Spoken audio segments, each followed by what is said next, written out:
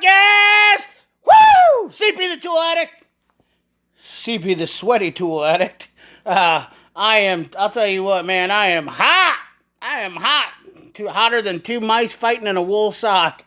You know what? Old CP's busier than a mosquito on a nude beach. Yeah, that's right. But it's What You Say Wednesday. So, we're going to try this round 2. First one went pretty good, I thought. Pretty good. We're starting a new thing. Want to answer the viewers' questions, give you guys a little bit more, in-depth time if I miss you in the live streams, that way I can catch these. So we're going to jump right into doing this. What You Say Wednesdays. I did answer a few of these, so I thought it would be, a little bit, a little bit easier if I did that instead of, because you guys did come out with a lot of questions.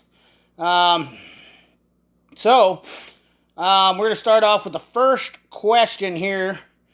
Let's see here. Any tips from Scotty5775? Any tips to find good auto repair when you move to a big city? And I did answer that one. I would suggest going on Google, finding good photos of the shop, see at least 100 reviews on the shop is probably a pretty solid shop. Make sure that they've been open a while. A shop that's been open any less than probably 5 years doesn't mean it's always a bad shop. The problem is that there's a lot of shops that open up and they close within 5 years. And I think if you statistically look at it, you'll see a lot of shops will open and close within 5 years. So I think a good shop will be open for longer than 5 years. That's the deal. So, and that makes me fall in. And here's the thing, guys, don't get offended, because that puts me under that category too. I've been only trying to do my own thing here now for a little over a year and a half. So, anywho, we're gonna run on to the next thing. Big sexy Magnus Williams says Harbor Freight. Let's see here. Top 5 Mac tools would be great. That video's coming. Robert Worthington, I forgot to mention your name in that. I apologize, Robert Worthington. The video is coming out. I am doing a couple of series of those. They are going to be Mac tools videos that, we'll just wait and see what you're going to see, what's coming out. I think you'll like them. There's a couple series of those videos that way I know that I can put some stuff out there that you're not going to get from pretty much the majority of anybody unless they are a seasoned Mac tool buyer. I have stuff that nobody has, to put it to you that way, that I use, that I wish Mac would have stuck with. So maybe Mac will be watching and listening, and they'll be like, hey, we need to bring that product back out. So that'll be a good one. But anyways, thank you, Robert Worthington. That was definitely a good suggestion. And then Matthew Collins asked, hey, shout out CP segment. I think it'd be a great idea with some shooting toolbox. My question is, do you have any tips for shooting videos using camera versus cell phone? Get a mic, good lighting. That's the best thing you can do. Get a mic, good lighting. Using your cell phone is not a bad option. Obviously, I use it. A lot of people do. That's what YouTube was made for. The fancy stuff, do that later. It's really not all that necessary, in my opinion. And then besides that, I still feel like I want to stay humble by shooting, staying blue collar. I'm a blue collar guy, guys. So, I want to continue to shoot and do things that would be for the average Joe, not show you stuff that's not for the average Joe. So, the next one is Occupant, and he wanted to talk about part stores. So I did a whole video on part stores, and he asked me, do you go house brand? And that is a big hell yes. Every time that I get a chance to put OEM parts on, I will do that for the most part. I feel OEM parts are pretty much unbeatable, unmatched. You do have problems with them, yes, but, and there's good parts out there that do work, guys, but that being said, I just have been burned too many times with aftermarket and whatnot. So, that is. Thank you for that, Occupant. We will talk more about the part stores. I will do a video more about that. So, I need to get started on doing some diag stuff. This is coming from XGC Skinman. And I'm going to try to get through all these guys. So the oil, fuel, compression testers, and main ones is I need to have some, excuse me, let's try this again. I need to start getting some diag stuff. Oil, fuel, and compression pressure testers are the main ones, as I have electrical tools already. The reviews from Harbor Freight worry me about the tool trucks rather than expensive. Thoughts? I would definitely not buy my fuel pressure gauges, stuff like that, oil pressure gauges and compression tester gauges from Harbor Freight, just because I have had mine for years. From the tool truck, I have a snap-on compression tester gauge. Not only that, here's the big thing, guys. Diagnostics is going to change. It's not hit everybody yet, and I'm still old school reverting over, but you have pressure transducers and, picoscopes and stuff like that. Your methods of testing are going to evolve. So when you're buying these testers, maybe think about stuff. Snap-on has a really good Bluetooth pressure tester that's nice that you can hook up. I really do like it. I don't have it yet, but I will be getting it at some point just because it is very convenient for doing pressure testers. Now, I don't know how to use a pressure transducer yet, but I've been slowly getting some training done on it, and pressure transducers are definitely something that's going to be a big factor that you want to learn about, especially young techs. I recommend that anytime you're going to get into diag, try to watch out that you're not getting into stuff that's old school. Stuff that you're not going to need. Relative compression testing with a picoscope is probably more using a waveform. Probably more. Not only is it easier and quicker, obviously if you don't have the tool, it's not. But you can buy a U-scope and do some compression testing. Probably just a little bit quicker too. You're not pulling the spark plug out. And I'll tell you what, guys, the biggest thing is doing compression testing the old way right now. Look at some of the things you have to do to tear out these spark plugs or get to that. You just want to get yourself familiar with doing relative compression test with picoscopes. And if you don't have a U-scope, I recommend buying one. Learn to get to the waveforms. A U-scope is definitely a good way to get into picoscope. Buy one for $150. Get into a picoscope. Start learning how to use it. Start getting training on it. You can't go wrong with it. I can tell you that right now.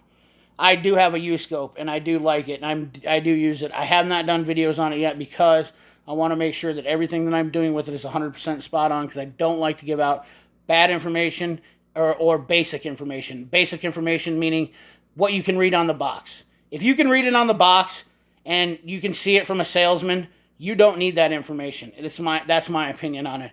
The best information is hands-on information, because there's stuff that I've seen like on Eric O's channel, Flat Rate Master, certain people. Autobahn Dan even has had some stuff on his channel where I saw. I gotta stop doing that. I talk like a hillbilly sometimes. I saw that they show things that you just don't see anywhere else. Basic information is something that people are programmed to say. They'll read what's off a box and tell you and act like that's the end-all be-all, but that's not always the truth, and that's not always how it works. So be wary of that when you're looking for information. So we got Robert Marin. I have a 2004 Yukon Denali. Turn signal stopped working. Changed turn signals in about a day. Stopped working flashes, both of them.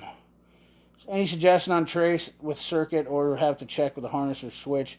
Any feedback would much be appreciated. You would definitely need to get a wiring diagram. Robert, that's the first thing is to somehow get a hold of a wiring diagram.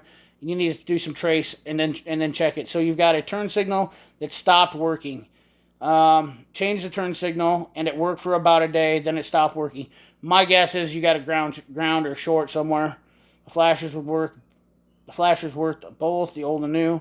Any suggestion, trace circuit tester, or have info to check the harness or switch? Yeah, you definitely need to check power. I would make sure that you're getting proper voltage, so that means that you're going to need to get on your old DVOM there and pull it out and get your proper voltage on it to make sure that it's getting the voltage that you need there. Get a wiring diagram then.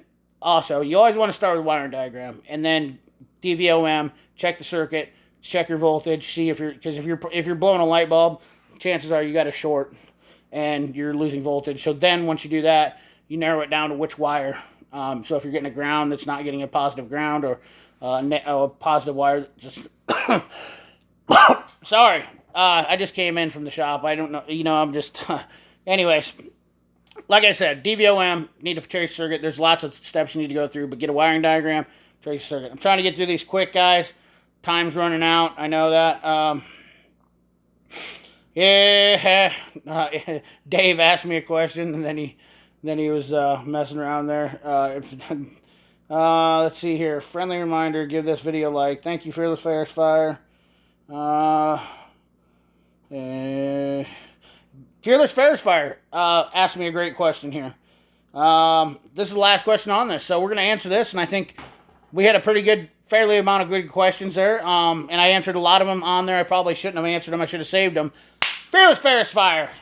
My little buddy Fearless, Gabe. He's good. If you haven't checked out his channel, good little dude. I love his, auto mechanic stuff. I like to get my mind off stuff. He does some forging, and he did a little garden trowel the other day. Super cool. Love watching different content, anyways, Fearless Ferris Fire asked me, U.S. General 2 boxes, what do you think of them? I've said in the past, I don't like the U.S. General box. Here's one reason I don't like. The U.S. General, the basic 2-bank, not a bad box, I guess. Entry-level guy, just needs something to put some tools in. If you are getting hot and heavy with it and using it very rigorously, I will say that it definitely shows signs of wear very quickly. In my opinion, in my honest opinion, and what the money you spend on it, I don't know that there's any better options out there in that price range, and I don't know that there's any worse options. I think there's a lot of boxes in that price range. It all comes down to is accessorizing, I guess, if you want to stay with that for a little bit. But at the end of the day, if you are a young person and you have the ability to get a student tech program discount, I highly recommend looking into getting a box at a discount. Mac Edge, Snap-on, KCP, smaller. They might have, I can't remember what the smaller ones are. I'm not very good with the Snap-on stuff. Classic, maybe.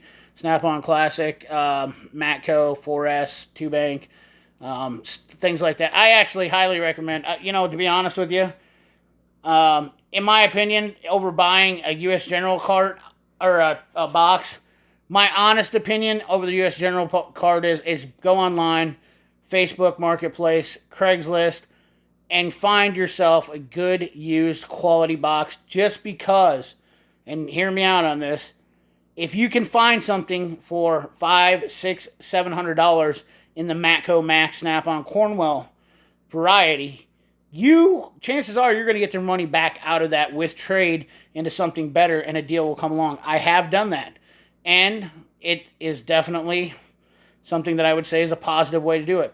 I got my Jamestown cart. I bought it, traded it for my Cornwell cart, and I came out very happily.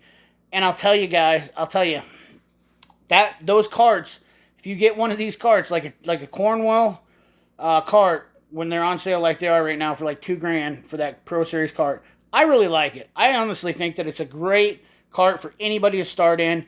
And if you had a Matco Jamestown Snap-on roll cart to trade into that, and you're talking, they're going to give you $1,000, and then you're talking $1,000 down difference, I think you're going to be having a heck of a toolbox. A lot of storage in it. It's got the same amount of storage as a 2-bank toolbox. Definitely has the same amount of storage as a U.S. General 2, and it's a better quality. So that's my take on this all. And I hope you guys are staying cool. I had to come inside, guys. I couldn't sit out at the garage here no longer. Actually, I've been driving truck today, too. I got AC jobs up the yin-yang coming in. You know that. It's getting hot in here.